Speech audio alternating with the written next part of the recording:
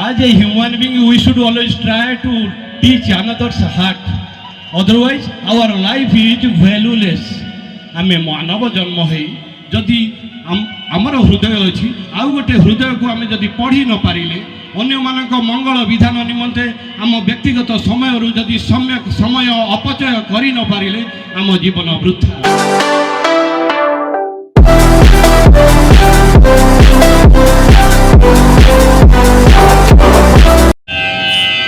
सबु नदीर शेष गति सागर, सबु आत्मार शेष गति परमात्मा।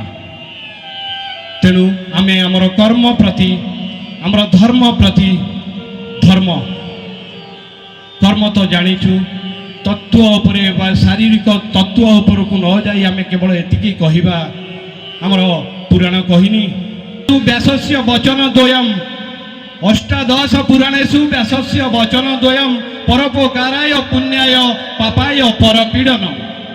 आमे जदि मनुष्य जीवन पाई अन्य मानकर हृदय को चिन्हि पारिले इंग्राजी रे प्रबादटी अछि as a human being we should always try to teach another's heart otherwise our life is valueless. आमे मानव जन्म है जदि आमर हृदय अच्छी आउ गोटे हृदय को आमे जदि पढ़ी न पारिले अन्य मानक मंगल विधान निमंते आम व्यक्तिगत समय जदि सम्यक समय अपचय करि न पारिले आम जीवन वृथा। समस्ते तो प्रति मुहूर्त कर्ममय जंजालमय जीवन भितर गति करुछंती सेही कर्ममय जंजाल भितर निजको दूरेई आनी विभु कृपा लाभ निमंते आम निजर स्थिति आमर ये मर्त्यमंडल को आसबार कारण आमे कौन पाई आसीछु आमर कौन आवश्यकता अछि ये संपर्क में सूच जितेबले आमे अज्ञ रही जाऊ से समय साधु ऋषि मनीषी महात्मा मानकर अभ्युदय ही होता है। महिमा धर्म कथा कहतु 1826 मसीह महिमा स्वामी आविर्भाव घटे उत्कल प्रदेशर नीलाचल धाम पुरी रे। एटा को इनसीडेंट कहले अत्युक्ति हेब नाही। देखु गतकाली कहूली सन्थ भीम भोईंकर से दुई धाड़ी लेखा प्राणी को आरत दुख प्रमित देखु देखु के बासहु मो जीवन पछे नरके पड़ी थाऊ जगत उद्धार हेउ। मात्र अन्य देखंतु जे जते साधु सन्यासी सन्थ आसीचंती से एक निर्दिष्ट संप्रदाय भितरे सीमित रही किंतु सनातन धर्मर पथ प्रदर्शक भीम भोई समग्र विश्व कथा चिंता करती। अन्यान्य कौन संप्रदायर साधु सन्यासी को आम जिते भेटू दंड प्रणाम निवेदन करूँ से आमर व्यक्तिगत नाम उच्चारण करी से आशीर्वाद करती। मात्र सामान्य व्यतिक्रम आम जिते कौन महिमा धर्मर साधु सन्थ चरण तले शरण निवेदन करूँ से समग्र जगत भगत मानकर मंगल विधान ही करि थांती। गोटिए राति घर के गोटिए समय अन्न भिक्षा ही ग्रहण करेंगे।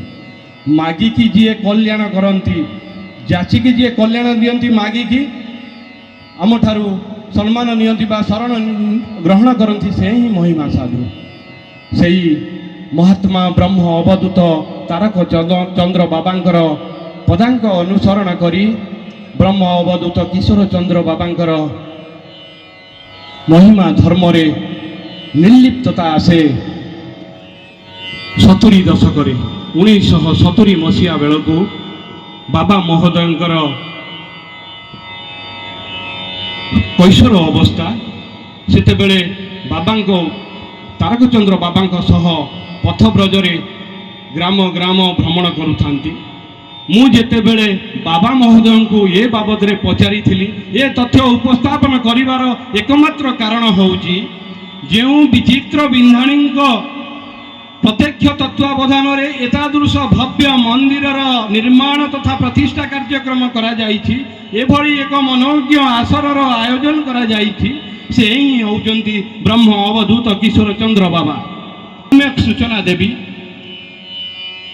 बाबा महोदयंकर जन्म मेहंदी नगर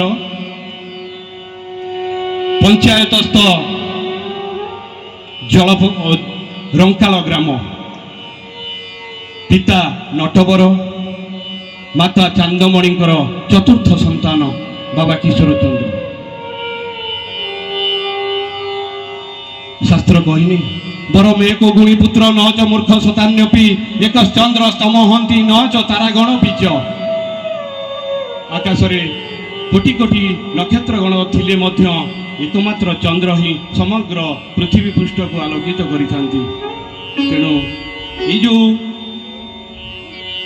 आम भारतीय संस्कृति रे गुरु शिष्य परंपरा रे ये एक विरल उदाहरण। गुरु स्मृति उद्देश्य रे एतादृश महत कार्य संपादन करिबा केवल सही ब्रह्म बेता पुरुष ब्रह्म अवधूत किशोर चंद्र बाबा द्वारा ही संभव। सही महात्मा सही ब्रह्म अवधूत किशोर चंद्र बाबा श्री चरण कमल रे बाबा तारक चंद्र जनमंगल परिषद तरफरु सोलार जलपक ग्रामवासी तरफरु सर्वोपरि एठारे समवेत समस्त धी शक्ति संपन्न ब्रह्मवेता ज्ञानी गुणी विज्ञ प्राज्ञ समस्त तरफरु शरण निवेदन करुछु। गुरु ब्रह्म महिमा लेख।